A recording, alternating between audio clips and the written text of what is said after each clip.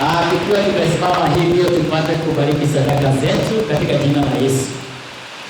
Ewe Baba mwenye uwezo wote, Mungu wetu mwema, tunakushukuru kwa ajili ya siku ya leo. Umetubariki Bwana na mali yetu, nasi Bwana tumekuletea. Natakasa sadaka hizi na zibariki zote katika jina kuu la Yesu. Hizi na zile zimewekwa kwa benki katika jina la Yesu. Ewe Mungu mwema, ukabariki kila mmoja wetu, jamii zetu, kazi ya mikono yetu, afya yetu. Bwana, tunapoendelea kukutolea na kufanya kazi yako, naomba ukatie kila mmoja wetu nguvu na utusaidie Bwana tusiwaishindwa katika mahitaji yetu wakati huu wa Christmas, wakati tunaelekea mwaka mpya, wakati tunarejesha watoto wetu shuleni. Tunaomba Bwana ukatubariki na pesa za kutosha kukirimu mahitaji yetu. Yeyote ameshikamanisha sadaka yake na ombi tofauti, Bwana naomba ukayajibu kadri na mapenzi yako, ukawabariki, ukawatendea mema, nayo nguvu ya utajiri iwe juu ya maisha yao katika jina la Yesu. Tumebariki na kutakasa sadaka zetu, sema amen. Tunaweza keti chini katika jina la Yesu. Tumebarikiwa na mvua na ni baraka, na ninaamini ya kwamba tutabarikiwa siku ya leo. Asante kwa wale wameweza kufika, na nashukuru Bwana sana kwa maneno ambayo inaendelea kufanyika, na maneno ambayo tumepewa hapa ni maneno mazuri. Kuwa na Yesu moyoni mwetu, kujua dhambi tumesamehewa, na kujua ile uhuru tumepata ya Injili. Ni huzuni kubwa kuona ya kwamba kuna watu hawawezi tembea na Biblia, hawawezi tembea na Biblia katika mbele ya watu. Uoga ni mwingi. Ukipatikana na Bible unauawa. Wanasoma Bible alafu wanaishibia chini kuzika, wakati mwingine wanazikua. It's so sad kuona nchi ambayo haikubali Yesu mwenyewe ahubiriwe pale. Unaona watu wako kwenye giza, lakini sisi tuko kwa nuru.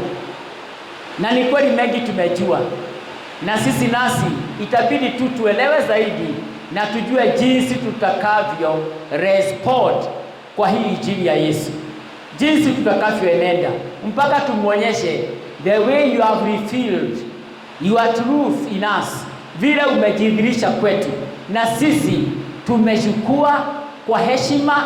Tutakuheshimu, tutakupenda, tutakutumikia, tumejipeana kwako. Bwana Yesu asifiwe. May God bless you so much. Na niwaletee salamu za my wife na pia our daughter ambaye alitumana keki ya Christmas, akasema ni Baraka Church na wao wafurahie Christmas, na tutaifurahia baadaye. Kila mtu atapata keki ya kuuma, na nikukumbuka tu Yesu amezaliwa na maisha ya wokovu iko. Na mimi leo ningetaka niendelee kama kutamatisha mambo ya ukombozi, sababu ni kitu cha muhimu kuelewa na kujua. Thank you so much. Ni kitu cha maana na tujue ukombozi ambao umeletewa duniani. Sasa sijui itakuwaje wale watu hawajampata Yesu, hawajampokea, hawajakubali ahubiriwe kwao. Siku ile watajua ukombozi, redemption, the power ile ya kukomboa watu, kama ishagharimika, imepeanwa na wao bado wamekaa pale. Sijui itakuwa aibu aina gani. Kama nilivyosema wakati pale mwisho, ukombozi ama hiyo jina redemption ilikuwa ni kama utamaduni wa Waibrania na watu wa zamani, na pia ni kitu kiko mpaka leo, ya kwamba for example hapa tumetajiwa na Melissa James Somalia. Wakati wa Uhuru Kenyatta kulikuwa na watu walikuwa naitwa pirates. Hawa ni wakora wa bahari, wakiona meli wanaiteka nyara, wako na hizo nguvu na zana za vita. Alafu wakifungilia kama hiyo meli ni ya Kenya, wanasema Kenya, kama hii meli itakuja kwenu, tumbeni hii pesa, tumeni dola fulani. Kenya ikikubali itume pesa, meli na watu wake na mali inaashiriwa. Wakikosa inadumu ni yao. The same wakati kulikuwa na vita zinapigana kule World War I, World War II, kama maaskari wa Russia wangechikwa na watu wa Vietnam, ama vile imeendelea hapa Israel. Tumekuwa na wanajeshi wa Palestine wameshikwa na majeshi ya Israel, ama Waisraeli walishikwa na Hamas. Na Hamas wanasema mkitaka wanajeshi wenu waleteni kiwango hii cha pesa. Kama Israel watakubali kutuma hiyo pesa, wana redeem. Hiyo ni redemption. You pay the price. The prisoners of war wenu wanaashiriwa, lakini mmelipa gharama. Praise God. Kama mtu wenu alishindwa zamani, ukishukua deni ushindwe kulipa, ilibidi either wewe uende kwa mwenye deni uwe slave wake, ama kama uko na watoto waende kule wawe slaves. Kitabu cha Kings, mnakumbuka yule mtu alikufa, bibi yake alikuwa na watoto, akakimbia kwa Elisha, akamwambia mundeni aliyekuwa na deni, aliyekuwa amekopea mzee wangu pesa, tulishindwa kulipa, na sasa amekujia watoto wangu awafanye watumwa kwa niaba ile deni. Lakini Elijah aliweza kufanya kitu, akafanya muujiza. Mama akapata mafuta nyingi sana, akauza, akalipa deni. Kama hangelipa, watoto wangeenda. Kwa hivyo kwa pesa yake aliredeem watoto. Bwana Yesu asifiwe. Zamani ilikubalika hivyo. Kama Barasa yuna deni yangu na ameshindwa kulipa, hana bibi, hana watoto, ilikuwa ni right, ni haki, nimchukue awe mtumwa, afanye kazi kwangu bila kulipwa, alisimamia deni yake. Na kama kuna watu wao waseme hapana, Barasa ni wetu, hataenda kukaa kwa Isaac kama mtumwa, wale wanakusanya pesa wanakuja kwangu, wanasema hapana, tungetaka uachilie Barasa asiwe mtumwa wako, we are going to redeem him. Na mimi nawaambia gharama ni hii, lipeni hii. Wakilipa yote wanamchukua, anarejeshwa kwao. Lakini Mungu alivyo redeem watu, yeye hakulipa Shetani, sababu alikuwa anatoa watu kwa utumwa wa dhambi na Shetani.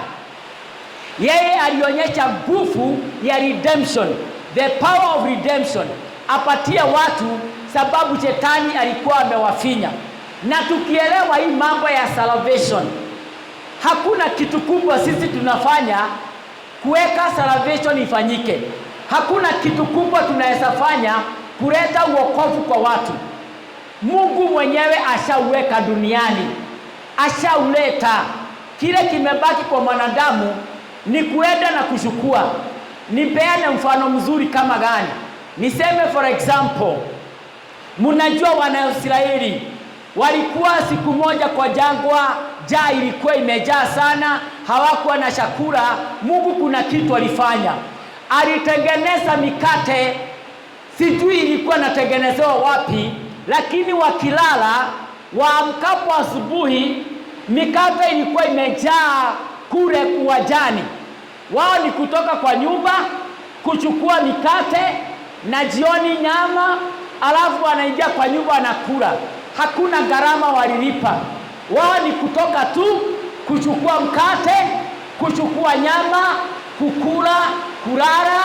Naye Mungu alitazama wawe wakimwambia asante, umetulisha bila gharama yetu. The same amefanya kwa wokovu. Wokovu umeletwa duniani, na mahali tulisoma Romans 5:8 ya kwamba when you are still sinners he died for us. Yesu alikufa kitambo kwa watu wote. Kila mtu sasa akijua amegharamikia dhambi, basi akimbilie wokovu, achukue uishi na wokovu. Ni kumaanisha dhambi ilikuwa inafanya watu wateswe. Wale wamesoma history, wakati wa Romans ndio walikuwa na tawala wakati wa Yesu. Ukifanya dhambi, iwe dhambi hiyo imefanyika na ishukuliwa na wale watu wa authority, ilibidi upewe punishment. Na ile punishment ilikuwa kali sana, ni kuchikwa, kutolewa nguo, kupigwa misumari kwa mikono, unatundikwa juu ya msalaba. You die a painful death. Na kama ukufi, unafujwa hapo na machuma mpaka ufe. Hiyo ilikuwa ni punishment. Kama wakati wa shule tukisoma, kuna kitu kilikuwa kinaitwa corporal punishment. Ukifanya makosa shule, ilibidi upatiwe the best 6, viboko 6 kali sana na discipline master. Wakati wa Romans, ukifanya dhambi, kuna dhambi ilihitajika wewe uwawe, ama wakati wa Old Testament, kuna wakati ukifanya dhambi ilibidi watu wote wa baraka waitwe, kila mtu abebe mawe mzito, usimame hapo, utongwe na mawe ikuzike na ukufie hapo. Kama vile yule mama alikuja kwa Yesu akiwa amefanya dhambi ya usinzi. Watu wale wakamchika, walikuja na mawe, wakamwambia Yesu, huyu mama tumemkamata akifanya dhambi. Sheria inasema, walikuwa wanajua sheria, wakasema sheria inasema achikapo kama huyu apigwe na mawe mpaka afe. Na Yesu akasema yeyote hajawahi fanya dhambi na aanze kurusha mawe. Ilikuwa dhambi zikifanywa upatiwe punishment pale. Na ndiposa nimesikia hiyo ombi ambayo tumeambiwa tuombe, ombi la toba ni mzuri. Tumwambie Bwana tusamehee, sababu tumepewa wokovu bure, but we take it just for granted. Tumepatiwa ukombozi, tumepatiwa uhuru, lakini ni kama hatuchiki ni kitu cha maana. We just move anyway. Lakini ni vizuri tuambie kila mtu ya kwamba kuna gharama imewekwa. Kama sio Yesu, hata leo watu wangekuwa wanapigwa, ama wanatundikwa kwa misalaba, ama wanarushwa kwa shimo, vitu kama hizo. Hata Ukikuyuni, kama Pastor Kahiga anaweza kubuka, baba yangu alikuwa ananiambia kama bibi angekuwa na tabia si mzuri, naonekane tabia yake si mzuri, ati alikuwa anatengenezewa kama msinga wa nyuki. Mnajua msinga wa nyuki, the beehive, ile inakuwa round hivi, ati anawekwa hapo katika ndani, inafunikwa, anapelekwa juu ya mlima, inaashiriwa, inagaragara, akipiga duru mpaka chini mara kama 2-3. Na hiyo unajua sasa ukizungushwa hivi na ujui utaenda wapi na kupiwa, ati ni punishment. Hizi zote ni vitu zilifanywa wenye dhambi, lakini Yesu alikuja ndiposa hiyo dhambi. Yeye akasema mwenye dhambi yeyote hata dhulumiwa na shetani. Ile punishment ya mapepo, ile punishment ya shetani, it will no longer be effective for any sinner so long as Jesus has died. Iyo punishment alibeba yote. That is why tunasema tunaye aliyetukomboa. Bwana Yesu asifiwe. Nisome maandiko mawili kisha tuingie kwa maombi, tukimwambia Bwana asante kwa mwaka huu wote, na tukimwambia Bwana tusamehee yote tuliyofanya, na sisi pia tukikumbuka waliotukosea, tutakuwa na nafasi ya kuambia Mungu tumewasamehe kutoka kwa kilindini cha mioyo yetu. Kitabu cha Isaia 29 verse 22, 23 and 24 inasema hivi. Isaia 29, 22, 23, 24. Bible inasema, therefore thus says the Lord, who redeemed Abraham. Hiyo jina ni mzito. Who redeemed Abraham concerning the house of Jacob. Jacob shall not be ashamed, neither shall his face now wax pale. But when he sees his children, the work of my own hands, in the midst of him, they shall sanctify my name and sanctify the Holy One of Jacob, and shall fear the God of Israel. They also that erred in the spirit shall come to understanding, and they that murmured shall learn doctrine or understand. Sikia vile Mungu anasema hapa, aliyemkomboa Abraham. Abraham pia alikombolewa. Abraham baba yake Tera alikuwa ni mwenye workshop, alikuwa ni kama seremala mkubwa, na kazi yake ilikuwa ya kutengeneza miungu ya sanamu kule kwa Wakaredina. Na Abraham alikuwa alelewe hapo, naye pia angeishi kuabudu miungu ya sanamu. Lakini Mungu alimtokezea, akamuita, akamkomboa, akamwambia nitakufanya taifa teule. Na kutoka hapo anasema hivi, kama basi watu wa Yakobo watajua Mungu aliwakomboa na ameondoa aibu. Ukombozi unaleta kuondoa aibu. Every shame in life has to go wakati Yesu ameingia ama amechukua usukani kwa maisha yangu na yako. Aibu ni nyingi. Kuna aibu ya kutopendeka, aibu ya umaskini, aibu ya magonjwa, aibu ya njaa, aibu ya kukataliwa, aibu ya matusi. Aibu ni aina nyingi. Every form of shame yote ambayo inapata mwanadamu na inashikiliwa na mapepo, tukielewa Mungu achafanya redemption, every shame tunastahili kupeana kwa Yesu. Na ndiposa Yesu pale msalabani alipotolewa nguo zote, hiyo ni saini ya shame, saini ya aibu. Aibu. Mkipata mwanaume kama mimi mshana anawekwa pale Ishuga, anatolewa nguo zote mbele ya watu na watoto, hiyo ni kuaibishwa kwa hali ya juu sana. Hiyo Yesu aliaibishwa, ndiposa sisi mapepo akijaribu kutuaibisha hawatapata nafasi.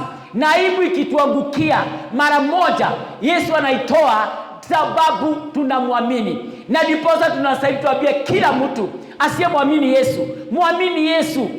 Ndiposa aibu zingine zikiingia, sinazofanya watu kujitia kitanzi, kutoroka, kujifisha, siondoke, waishi maisha ya uhuru. Praise Jesus. Na anasema watakavyojua hivyo, then they shall sanctify my name. Sisi tukijua ya kwamba Mungu ametukomboa, tunastahili kupeana response, tunastahili kupeana majibu, tunastahili kuonyeshana kitu ya kwamba kama Mungu amejitolea anikomboe, I will make his name holy. Mahali popote niendapo na kila mtu ajue Mungu wangu ni mtakatifu. Kama vile First Peter inasema, be holy for I am holy. Be holy for I am holy. Na hiyo Mungu alikuwa amesema mpaka Old Testament, tell my people to be holy for I am a holy God. Praise God. Mpaka kila mtu ajue na yule mienendo yake Mungu wake ni wa ajabu, Mungu wake ni mtakatifu. Tena inasema hivi, wakati tunajua Mungu ametukomboa, tunastahili tujawe na kuelewa upendo wa Mungu ule tunaoita unconditional love ya Mungu wetu. Praise Jesus. Na nguvu zetu na bidii zetu ni kujaribu kuishi maisha matakatifu. You may not live a holy life every hour, lakini ni kujaribu, tunajaribu. Ni kujaribu, tunajaribu. Sasa hivi kumenyesha sana. Mimi najua kama tutatembea mguu hivi, siwezi fika pale kwa reli bila kuwa na matope kwa mguu. Hata sasa tumehubiri kwa barabara pale, nimekuja nikaambia wenzangu mitabidi nisafishe viatu pale, nisikanyage hii mkeka na matope. Matope imetupata pale. Kama imenyesha, hawezi unless upae juu na mabawa hivi, matope itakupata. Hii dunia sio safi sana. As you go about your ways, ukifanya kazi zako, ukitembea kwa simu, ukisikiza news, ukitembea kwa mtaa, you can always see. The more you try to become perfect, hiyo ndio Mungu anataka. Si lazima uwe ati very holy, but uwe na effort za kujitakasa, effort za kulinda moyo wako, effort za kujizuia na mabaya, effort ya kuonyesha Mungu I appreciate the work of redemption. Ninakubali umeniokoa, umenilipia gharama yangu nisipate punishment za dhambi, na mimi najaribu kama mwanadamu kujionyeshana kwako I am perfecting, najaribu kuwa holy. Bwana Yesu asifiwe. Sababu kuna mambo unaweza ona tu na macho na dhambi ingie ama makosa ingie. Unaweza kuwa unafanya kazi zako na makosa ingie and you are guilty. Lakini kwa sababu Yesu yu hapa na tunamwamini, anatuondoa sana matope na takataka yote ya dhambi. Praise God. Niwasomee maneno ya mwisho, kitabu cha Luke 4 mistari miwili.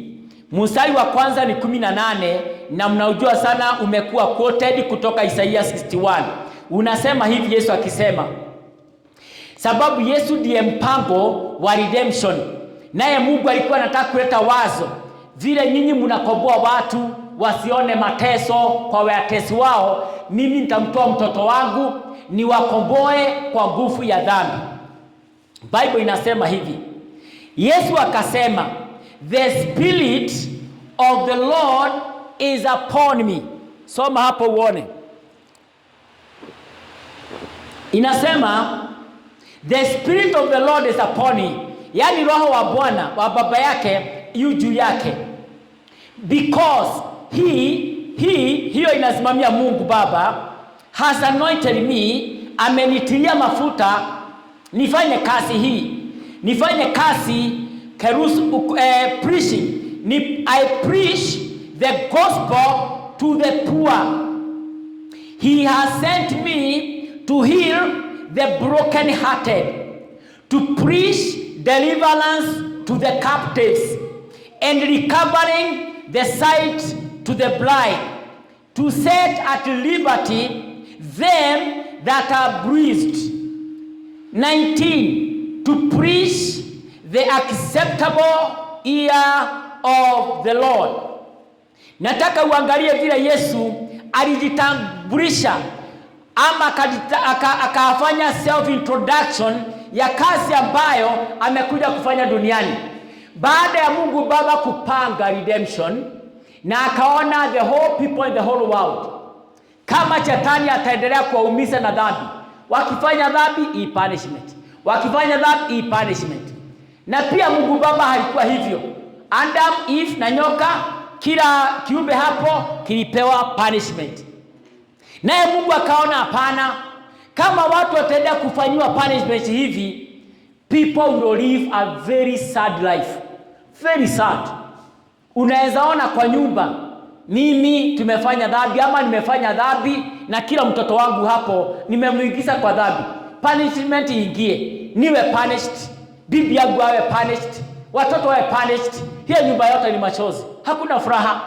Angalia kazi kubwa Mungu amefanya. Mungu akasema, I am paying nothing to the devil, but I'm giving my son that he may redeem every soul in the world. Praise God. Hii ni upendo mkubwa. Yesu akasema namna gani? Nimekuja, number one, I preach the gospel to the poor. Angalieni hapa, Bible inasema wale ambao hawajamtambua Yesu, kama vile tunaambiwa na James hapa, nchi zingine hawataki hata Yesu atajwe pale. All those nations are poor. Hata kama Saudi Arabia wako na mali yote, Kuwait wako na utajiri wote, they remain to be poor. Wewe ni tajiri. Wale watu wote ambao hawajampata Yesu, hawampendi, hawataki maneno ya Yesu, hawataki wokovu, hawataki kusikia kuna Yesu aliokoa, they remain poor. Lakini Yesu alikuja kufanya nini? Preaching the gospel to the poor. Na kama kuna kazi mzuri unaweza fanya hapa Baraka, ni kuambia mtu mmoja habari ya Yesu, unampatia utajiri. The moment you receive Jesus, you have all the riches you deserve in this world. Ukimpokea Yesu, mahitaji yako yote imekamilika. Ukimpata Yesu, Mr. Gumo, mambo yako yote na utajiri wako wote ushaukamata. Kukataa Yesu ni kukaribisha umaskini wa akili na wa kimali. Na mtu mmoja rafiki yangu akasema, hakuna umaskini mbaya kama umaskini wa akili.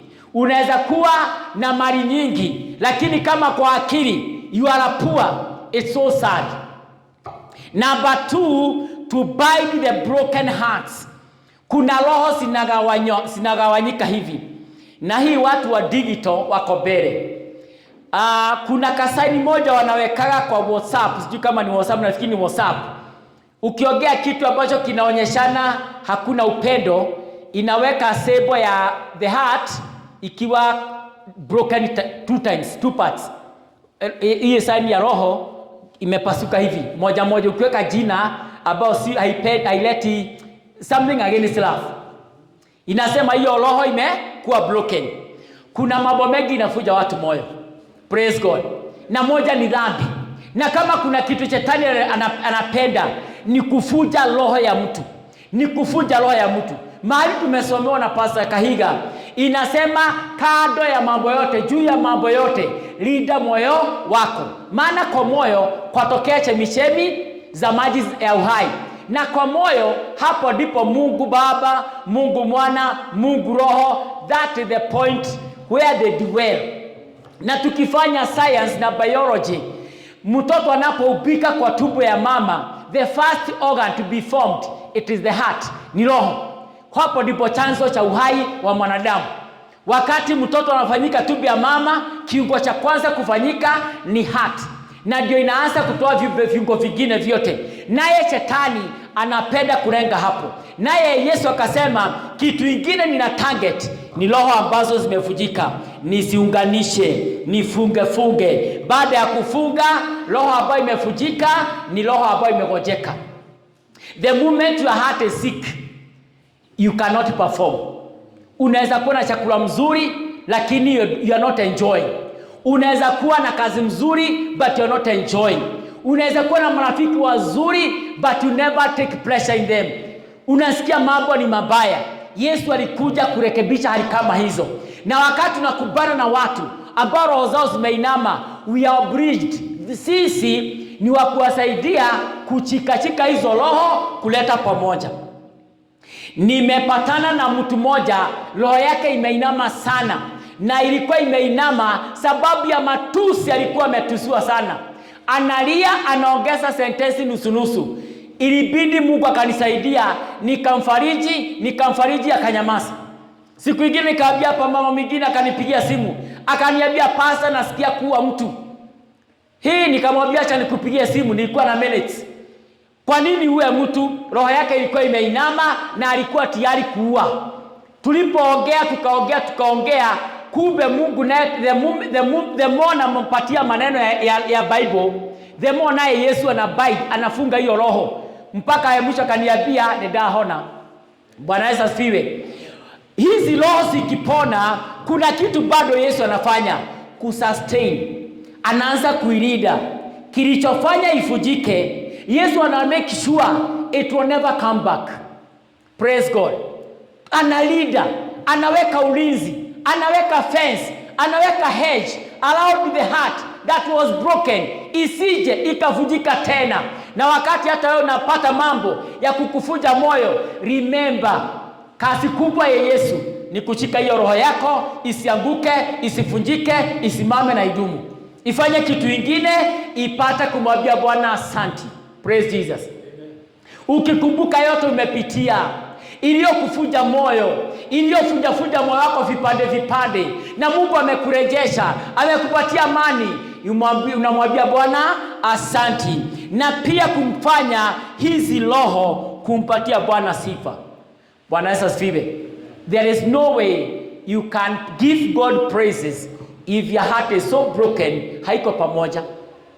Lakini roho ikiwa bound, irudishwe, ijengwe, ipengenezwe, iponywe, you give God good praises. Hiyo ingine akasema, na nimekuja niashirie walioshikwa mateka. To release the captives. Kurelease captives ni kuwapatia haki.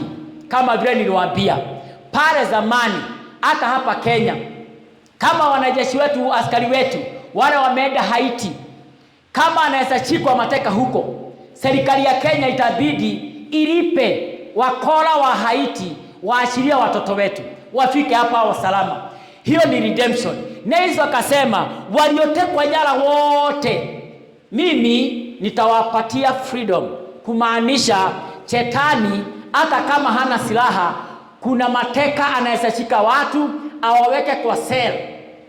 Na kwa cell there are so many things that you don't enjoy. Kwa cell isipokuwa jua ikipita hapa uone ukuta yake ni mrefu sana. Kwa seli hauna, ni kama si mwanadamu.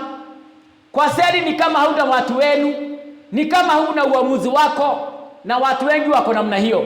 Hawa watu wote mnaona wakienda kwa bangi, wakienda kufanya ukahaba, wakienda kufanya mambo ya kuiba, ni watu ambao akili yao ishafungwa, wako jela, wanatumikia mkuu wa jela. Mkuu wa jela ni shetani.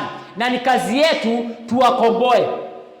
Tukiangalia kwa familia zetu, maybe not everybody, kwa nuclear family, kwa extended family, si wote maybe wamefika katika utukufu wa Bwana, katika wokovu. Maybe kuna one or two bado wamefungwa katika prison ile. Ni kazi yetu kutangaza injili ya kwamba Jesus came, that every captive, the doors of prison should be open, they walk free. Bwana Yesu asifiwe. And they cannot walk free until mtu waambie this is your freedom. The freedom tunaweza apateni kuambia Jesus is your freedom. Bwana Yesu asifiwe. Na sisi tuko na hiyo kazi hapa Baraka. Tunapotembea tuone kuna watu bado they have never realized ya kwamba we need to live, na tuondoke maovu, tufanye mema, tuambie in your prison you need to walk out, Jesus is your freedom. Na akasema pia, na nimekuja nipate kuwafungua wale wako gerezani, alafu wafanyike the vessels of honor. Paulo akasema vyombo vya dhamana kufanya kazi ya Mungu. Na kuambia pale prison there are people wamefungwa pale. Nilitembea one of the rehab centers, mahali nilikuwa nimeambiwa niende nikaongea na watu ambao wamefungwa na dawa za kulevya. Na nilipoingia mara yangu ya kwanza, siko nimeingia kwa rehab, niliona wengine wameisha kabisa. Wengine unaona pia vile wanaongea akili iko affected sana. But kuna watu walikuwa wanaonekana sura mzuri. And after nilifanya my counseling, niliuliza mwenye rehab, na huyu mtu nilikuwa amekaa pale amefaa hivi na hivi, mbona ako hapa anaonekana huyu ako very bright, alikuwa na kisugu mzuri sana. Akaniambia huyo is a whole senior principal. A whole senior principal. Lakini alikuwa amelemewa na pombe. A whole senior principal. Watu wa familia yote wamemleta kwa rehab.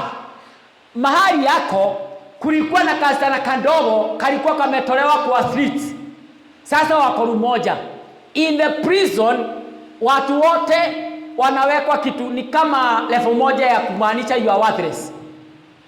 Hata ukuu wako na nini yako, hekima yako inadumishwa, inarudishwa chini. Nikasema this is not the place for this principle. Hasa ilikuwa na watu kama hawa.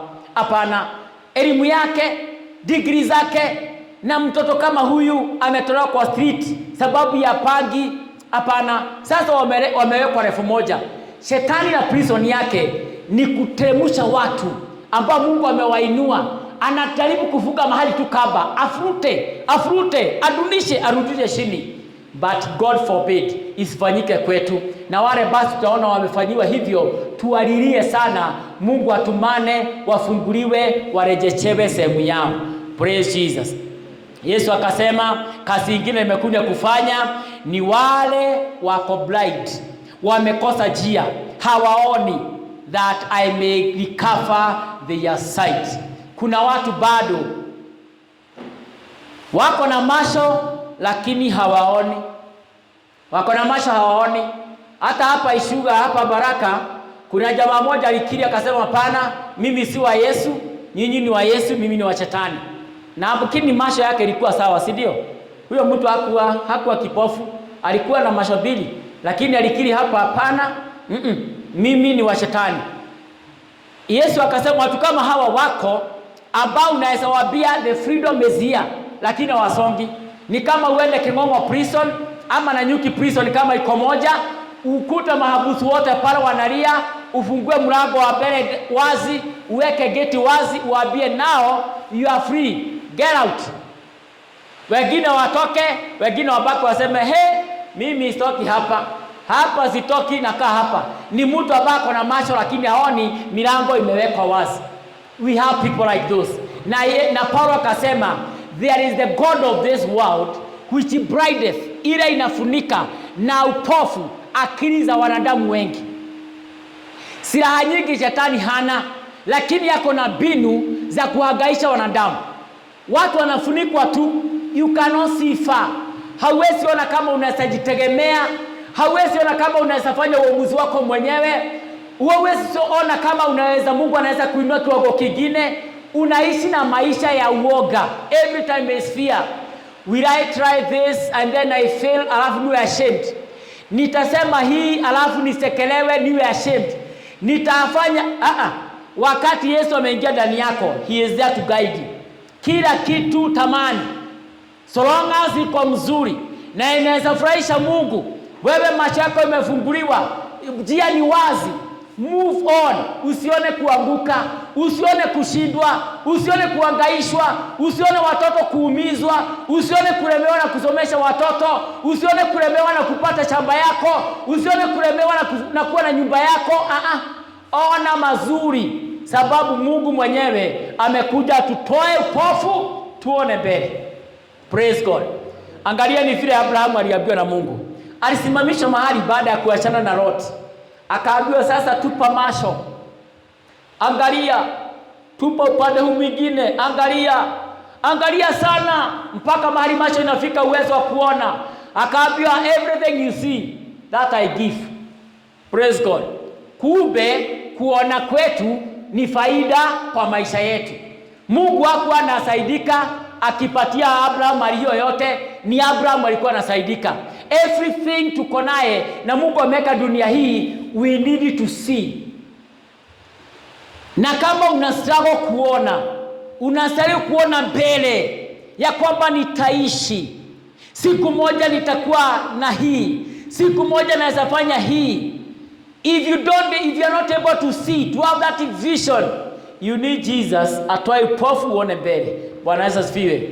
Siku moja nilipata pastor wetu, alikuwa anaitwa Pastor Reverend Gitai, anahubiri kule Nairobi Banana. Ile kanisa ilikuwa imewekwa off cuts. Pande moja, ingine ni magunia. Alikuwa anakaa pale na off cut yake ameshibiwa chini, hiyo ndio kiti yake ofisi. Siku moja akaniambia, na Baba King, hii kanisa unafikiria namna gani? Sababu hii kanisa tumejaribu sana kujenga, sasa tumeweza kutoa magunia, tumeweka off cut. Nikamwambia Pastor Gitai, kama niko na uwezo saa hii nyumba ningejenga peke yangu yote, niweke bao. Aliniangalia hivyo akaniambia, na hiyo ni mawazo mazuri, na tuombe. Tukaomba. Kupenda kwangu na vile nilipenda, Mungu ni wajia nyingi. Alifuruga tu hivi, mama moja alienda kwa Mungu mbinguni anaitwa Mama Gwandaro, akaita wazee wa kanisa. Akawaambia, nasikia mna jukumu ya kujenga kanisa na ni kama mnalemewa. Kujeni ni watume kwa Forester, ni rafiki yangu.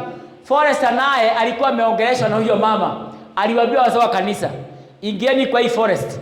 Ile miti imeanguka yametalakwa. Pasiweni mbao ya kutosha. I'm telling you, hiyo kanisa ni leo tu ilibomolewa mbao, ikajengwa na mawe, ilisimamishwa na mbao za metalakwa. Praise God. See, praise Jesus. Siku ingine tulikuwa na shida sawasawa na mzee mmoja. Huyo mzee alikuwa na kiatu kimepasuka sole. Na mimi pia yangu ilikuwa imepasuka sole. Sasa nikitembea socks inatokea pale. Kila wakati nikuvuruta socks hivi. Nikifika kwa kanisa na jaribu kufika mapema, nilikuwa napenda sana kupiga magoti. Mimi napenda sana kuomba nikipiga magoti. Lakini nikipiga magoti, aliye nyuma yangu ataona, atanisheka. Na alijua mimi nimeajiriwa. Sasa nilikuwa nasikia mtu mwingine akiomba kwa kanisa, naamuka haraka sana, asione viatu. Sasa naanza kuomba nikiwa nimesimama.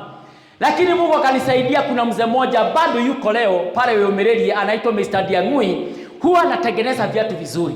Nikaenda kwake, nilikuwa ninalipa 50, 30, nalipa 20 mpaka nikafikisha 500. Akanitengenezea ka safari boot. Nilifurahia sana. Wakati niona nimeweza hiyo, niliambia Mungu, naomba Mungu nisaidie. Nilipe tena Mr. Diangui 30, 50, audie huyu mzee kiatu kama hii. Nilitamani sana awe na kiatu kama mimi. Nilikuwa naona tu atakuwa na kiatu. Nilitamani sana, nikaomba. Saa iliyofuata mzee hakuja kanisa. Na nilikuwa nimeambia Diangui, nataka kukuonyesha yule mzee, utamuita, umpime kiatu na usimwambie ni mimi. Kikiisha umuitie. Saa iliyokuja ya pili, na kuambia nilikutana ile mzee akipita Weomereri na safari buti mpya kama ile nilikuwa nataka kumnunulia. That is the power to see. Wewe yako ni kuona, na ya Mungu ni kukuwekea na kufanya ifanyike. Bwana Yesu asifiwe. Na ya mwisho, kazi yangu ya kwanza ilikuwa ya baby class. Mimi professional ni mwalimu wa nursery. Ukiwa na kanasari yako na inakuremea, call me. I'll give you some kiasi. Nikisomesha hapo baby class, kwa mzee alikuwa anaitwa Mr. Gitonga, bado yuko. Katoto kamoja ambaye mama yake alikuwa amefariki, baba alikuwa ameenda mbele, mama alifariki kakiwa na 1 week. Sasa unaona mtoto wa 1 week ni kafupi, ni kadogo sana. Mazishi ikifanywa preparation, ukaya huyu mtoto akasema msihangaishwe na haka katoto, ni kadogo tu sana. Tukizika mama yake kawekwe hapo kando kando, tuzike pamoja. Shosho naye mother in law akapiga duru, na ni mama wa miaka karibu 75 ama 80. Akasema hapana, nipatie huyu mtoto nitanyonyesha. Hasa yule anasema atanyonyesha, matiti likauka kitambo. Akakachika hivi akasema hapana, nikagu, nitalea, nitanyonyesha. Huyu naye mzee kuona hivyo alienda, hata mazishi hakuja. Katoto kakalewa, kalipofika kwenda baby class kakaletwa kwangu. Sasa angalia mtoto ambaye anaandaliwa na shosho wa miaka 80, mafuta amepakwa kanusu hapa, kwingine hakuna mafuta, nguo ingine ni hii, ingine uchafu namna hiyo. Kakakuja tu, sasa kakiingia kwa wengine wote, na nikachile private. This is odd one out. Nguo si uniform, si nguo hata mzuri. Tutoto tugine tote ni very smart. Mimi hiyo kitu ikanikera sana. Sasa siku moja asubuhi nikitembea kako mbele yangu, nikaambia Mungu, kama naweza pata pesa, mimi nitanunulia mtoto uniform na nitamwekea uniform. Niliingia kwa mahali walikuwa nalala afternoon, nilikuwa naenda kuomba hapo saa 7 wakikula. Naomba nikitoka na waingiza wanalala. Siku moja nikikojea mshahara yangu ikuje, haikuwa pesa mingi, ilikuwa ni 1,200. Nikikojea hiyo mshahara ikuje nione vile nitapanga, nikanunua uniform. Niliingia class, nikatafuta kama mtoto, sikaoni. Nikakimbia nje, sioni mtoto. Nikakimbia madarasa ya juu kuuliza kama mtoto yuko hapa, simuoni. Nikarudi kuuliza wengine, mumeona so and so? Kakasema teacher niko hapa. Kukaangalia kako na full uniform, new mpya. Hiyo niliagua kwa majaribu, nikakapeleka kwa ile karumu ya kulala, nikakauliza nuwa wengi raishi, nani amekufalisha hizi? Sasa kakaniambia anti mwingine amenitoa hizo akaniweka hii. Iko wapi hiyo nyingine? Iko kwa bagi. Kuangalia kwa bagi ilikuwa hapo.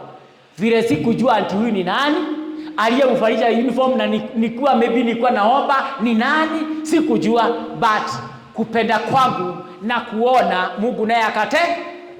Amen. Abia aliye karibu na wewe utabidi tu uone. Na Mungu naye atimize. Praise Jesus. Bwana Yesu asifiwe. There are so many things you can do. Lakini blindness inatuzuia kuona mbali.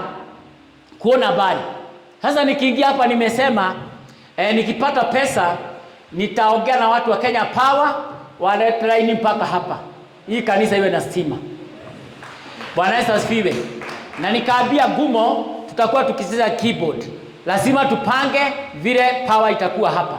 Bwana Yesu asifiwe. Sijui namna gani, but mine is to see my Jesus is to fulfill. Praise God.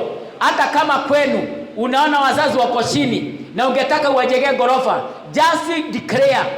Yours is to declare a thing and God will make it happen. Praise God. Mnaona Getao? Simama Getao. Huyo Getao, I love this man. Ni official wa youth wetu, keti chini. Wakati Getao alikuwa katoto kadogo sana.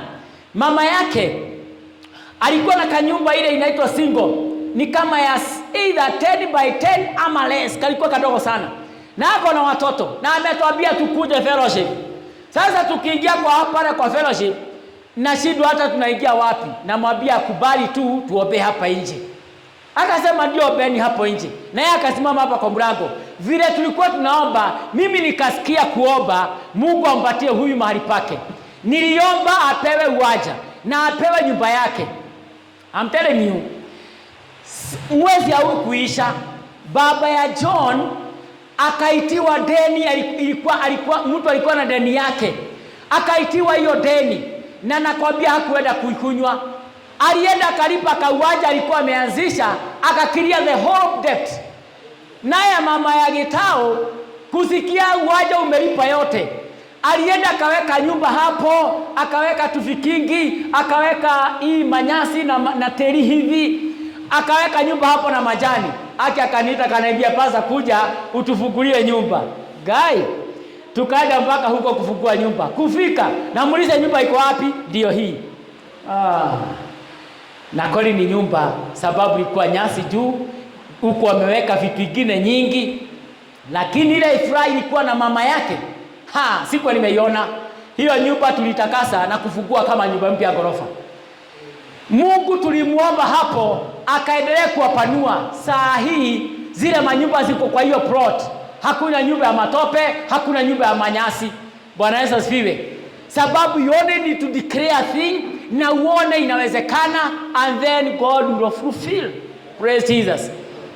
Mimi naomba wazazi wachanga hawa pamoja na mimi, sababu niko na Jemaima na tuko na James hapa na wako na katoto kadogo pale.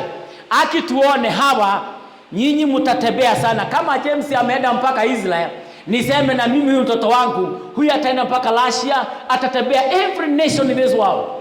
For my God is able. Na mahali nilisoma sikufika, huyu atafika apite. Praise God. Na declare hata Alex atakuwa zaidi ya Amidia wale wako kwa Citizen. Huyu ataenda bali katika jina la Yesu. Na masomo atapata yote. Amen. Sababu we need just to see.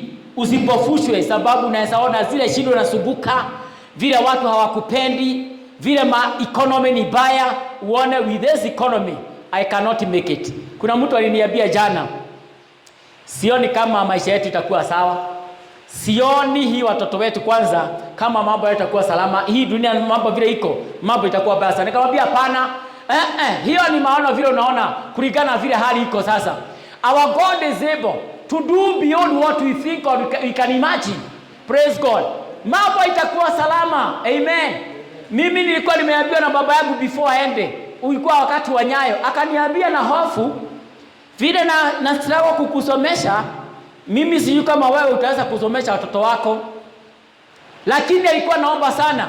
Wakati mimi nilianza kujua Mungu, nilianza kusema na Mungu, mimi watoto wangu ukinipea watasoma, hawatapata shida kama mimi. I'm telling you, God fulfilled that. Amen. Ya mwisho akasema na ni hubiri mwaka unaokubalika wa Mungu. Kuna wakati wa Mungu wa kutembelea watu, na kuna wakati wa Mungu kufungua mambo na kurejesha. Kuna wakati Mungu anaashiria hewa inabadilika, jua inasonga, chakula kinakosa, everything goes, inakuwa limited, inakuwa scarce. Na kuna wakati Mungu analeta abundance, mambo inakuwa mingi. Na mimi nashukuru Mungu mpaka miaka hii mitatu imesonga, with the economy watu wengi wanalia, Mungu amekuwa mwaminifu tu sana. Mimi naweza sema this has been the years of the Lord, sababu ameleta mvua, mifugo haijafa, chakula iko, watu wamefuna ngano, watu wamefuna mahindi, na mpaka saa hii kuna chakula kwa shamba. Things are not bad. Praise God. Nimetembea na barabara, naona magari bado zinasonga, na nikiangalia pale kwa petrol station mafuta iko juu sana, 180, 171, but magari they are too much kwa barabara. Bado watu wanasafiri. This is the faithfulness of God, ya kwamba mwaka wa Mungu ukifika ni wa kuinua watu. Hata sasa next year mimi sitatabiri itakuwa baya. Mimi natabiri hata wakienda grade 10 God will provide. Hata kama mambo itapanda juu, Mungu atatupandisha juu, because God has his own way of correcting things to favor you that trust in him. Bwana Yesu asifiwe. Usiwahi kiri mabaya, sababu hata mabaya ikikuja uko na Mungu wa kukuinua akuweke mahali pengine. Magonjwa ikiingia, kuna Mungu wa kuleta uponyaji. Giza ikiingia, kuna Mungu wa kuleta nuru. Praise Jesus. Lakini sisi wanadamu, with our human unit, sometimes tunafanya mistake. Sometimes we don't appreciate kile Mungu amefanya. Lakini hizo nimesoma ni kazi kubwa Yesu anaendelea kufanya duniani. Tusimame na miguu yetu.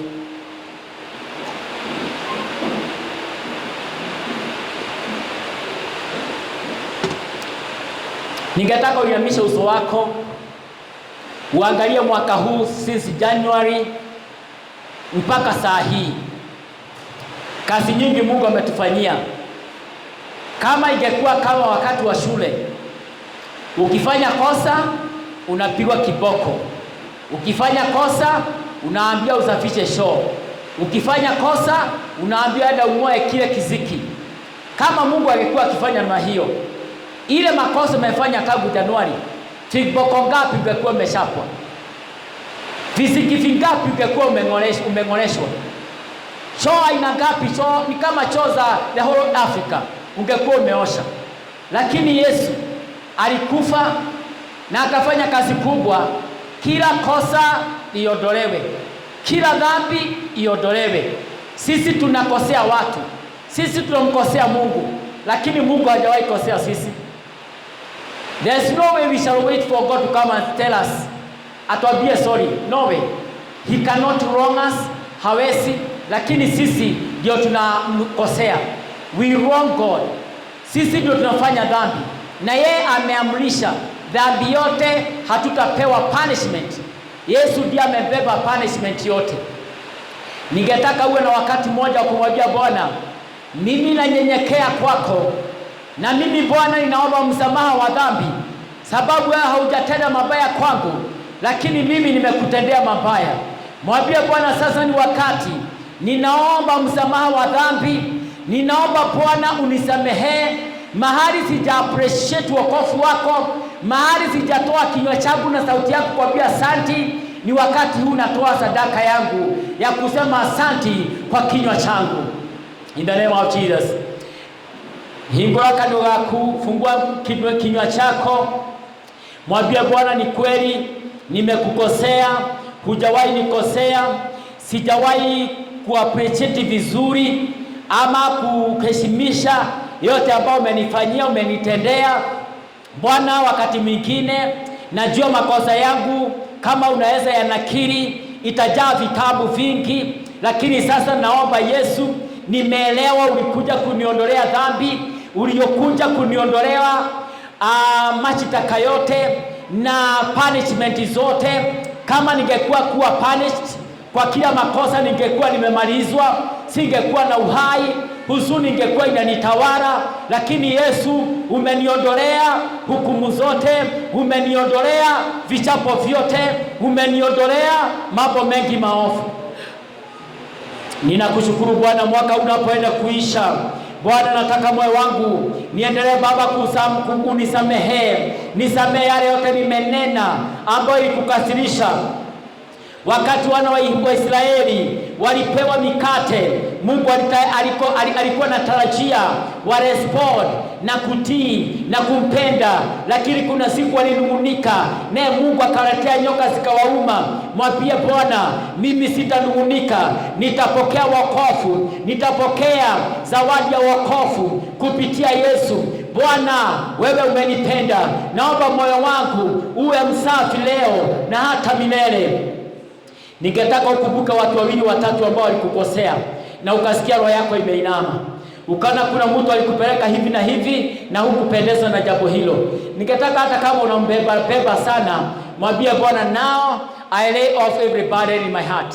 Kila mzigo wa kutosameheana, Bwana, mtu ambaye nimembeba kwa roho yangu, maybe ni mzazi wangu, maybe ni rafiki wangu, maybe ni mwalimu, maybe ni mwajiri wangu, maybe ni rafiki tunafanya kazi pamoja, maybe ni mchungaji, maybe ni bishop, maybe ni mtu wa serikali, maybe ni mtu wa kijiji, maybe ni landlord. Hao wote ningetaka useme, Bwana, nimewasamehe. Maybe ni your wife, maybe ni your husband, maybe ni somebody close to your life, mwambie Bwana, nimemsamehe sababu wewe umenisamehe mengi. Kama Yesu angehesabu ile dhambi tumefanya, ile makosa tumefanya, na tupewe punishment sawa sawa na hiyo, ingekuwa ni mzito sana, ni kufungwa jela na kuongezewa miaka mingi ya jela. Lakini hii yote imeondolewa, tumesamehewa. Itabidi na sisi tusameheane katika jina la Yesu. Bwana, nimefanya maovu, kuna watu nimetendea maovu, kuna watu nimefanyia makosa, kuna watu Baba wamenibeba vibaya. Ninaomba Mfalme wa mbingu na nchi, mahali popote walipo, wape himizo ya kunisamehe katika jina la Yesu. Na ninawasamehea wote katika jina la Yesu. Ninaomba upatie moyo wa kusamehe kila mmoja. Hatutaenda Christmas tukiwa tumebeba mtu yeyote. Hatutaenda Christmas tukiwa Baba na makosa. Hatutaingia kwa Christmas tukiwa tumebeba watu na makosa yao. Tumewasamehe leo katika jina la Yesu. In the name of Jesus, nasimama kwa madhabahu haya nikiomba Baba, ashiria nguvu ya kuleta uwiano mzuri. Ashiria Baba msamaha wote wa dhambi. Ashiria Baba ondoleo la makosa. Ashiria Yesu nguvu ya kusamehe. Ashiria Roho wa Bwana sauti ya kusamehe, maneno ya kusamehe ingie kwa kila mmoja katika jina la Yesu. Ndani ya nyumba hii, watakao tusikia baada ya hii, katika jina la Yesu. Ninaomba Yesu, hatutabeba makosa ya watu, hatutabeba mizigo ya dhambi, tutabeba wewe Yesu. Wewe Roho wa Bwana ndiye tutabeba. Tunaondoa mizigo yote iliyo ndani ya mioyo yetu. Mizigo yote Bwana, mizito na si yako, tunaiangusha chini. We let it go now in the name of Jesus. Katika jina la Yesu, inua mkono wako juu, mwambie Bwana, ninatubu kila aina ya dhambi wote niliowakosea. Nasema sorry Baba yangu. Sema kama Daudi katika Zaburi 51 alisema, ni wewe Mungu nimekosea. You alone God I have wronged. Ni wewe naomba msamaha yale nimekosea watu. Nisamehe Bwana, na wale wamenikosea nisaidie kuwatoa kwa moyo. Na achilia Bwana neema ya kuwasamehe. Na achilia Bwana amani. Na achilia furaha ya maisha yao katika jina la Yesu. Naomba kama kuna mmoja wetu ambaye ameshikwa mateka kwa sababu ya makosa, kwa sababu ya dhambi, Yesu uligharimika kwa dhambi na makosa. Ninaomba sasa wewe uliyekuwa msalabani, damu yako iwafungue. Every chain of sin, every chain of trespass get broken, broke now in the name of Jesus. Baba, ninaomba tuwe na uhuru. Naomba Baba, tunapoenda kumaliza mwaka, hatutamaliza mwaka na huzuni, tutamaliza mwaka na ushindi. Tutamaliza mwaka tukikubeba. Tutanena mazuri mbele ya watu, tutanena mazuri kwa maadui wetu. Hatutakuwa na moyo wa revenge, hatutakuwa na moyo wa revenge, moyo wa kulipiza kisasi. Tunaweka chini katika jina la Yesu. Katika jina la Yesu tunabariki walio na ubaya na sisi, tunabariki maadui wetu, tunaombea mema na mazuri katika jina la Yesu. Asante Bwana, ni mwema. Wewe ni Mungu mwema na tupenda. Baba, naombea jamii hizi zote ambao wamesimamiwa katika ibada hii. Naomba Baba ubariki wazee hawa, bariki wa mama hawa Bwana, bariki wanalika ambao wako pamoja nasi, bariki watoto hawa katika jina la Yesu. Naomba Baba wana Christmas njema. Naomba Bwana wawe na kuruka mwaka vizuri. Naomba Baba wawe na ushindi katika maisha ya wokovu katika jina la Yesu. Hakuna silaha itakayoinuliwa kinyume na wao itakayofaulu katika jina la Yesu. Watatoka wakiwa wamebarikiwa, watarudi wakiwa wamebarikiwa. Nuru yako Yesu itawaangazia. Hewa mkono wako wa ajabu utawashika. Mahali hawana nguvu utawapea nguvu. Mahali Baba hajafika watafika. Uwaweke miguu yao nguvu. Watakimbia bila kushoka. Watokapo na nguvu yao utawarejeshea mara 7 Mungu. In the name of Jesus. Baba, ninaombea mji wa baraka. Naomba Baba watu wote waliofungwa wafunguliwe. Waliokuwa gerezani na gereza, milango ya gereza ifunjike. Tuma malaika wako kwa kila aina ya gereza katika maisha ya binadamu wote hapa, ishuwe na baraka. Wapate kukombolewa katika jina la Yesu. Wale Baba wamekuwa wanafinywa, wacha wapate haki yao in the name of Jesus. Wale wamewekwa upofu, wacha warejeshewe kuona tena. This we pray in Jesus name. Baba, utubariki tunapomaliza ibada ya leo. Uwe nasi leo na hata milele.